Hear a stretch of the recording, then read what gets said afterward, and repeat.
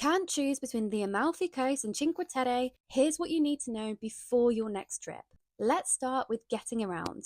So, in Amalfi, your main options are buses, ferries, taxis, or driving yourself, which isn't recommended as the roads can be quite challenging.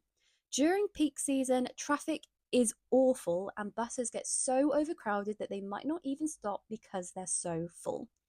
Taxis are expensive, but if you're in a group, they can be more cost effective, but they will need booking in advance. Ferries are a great option. They don't run in the off season and they can be quite expensive. If you are visiting in the off season, buses are much quieter and super cheap to get around. Now, in Cinque Terre, you can get around by train, ferry, or hiking. The hiking trails are absolutely stunning, but they're not for everyone and they sometimes close due to landslides. Most hikes are free, but you will need to pay for the trails between Cornelia to Venezia and Venezia to Monterosso al Mare. During peak season, the trains can get really crowded, but they are super affordable. And the ferries have gorgeous views, but they're the most expensive option, and again, they do not run in the off season. Next, let's talk about things to do.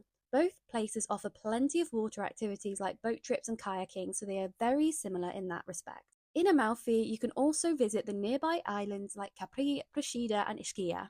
In Cinque Terre, it's all about the hiking, and the trails are packed with incredible sea views. So, what about the cost?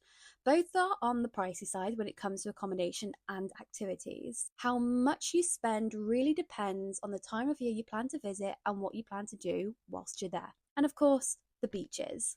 On the Amalfi Coast, most beaches are stony, but every town along the coast has its own beach.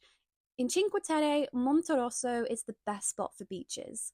The other towns don't have beaches, but they do have small harbours where you can dip your toes in the sea. Here's the main difference between the two. The Amalfi Coast is spread out and made up of lots of seaside towns, whilst Cinque Terre is much smaller and more compact with just 5 towns along the coast. So which one would you pick, the Amalfi Coast or Cinque Terre? Let me know in the comments below and don't forget to follow along for more useful travel tips and recommendations.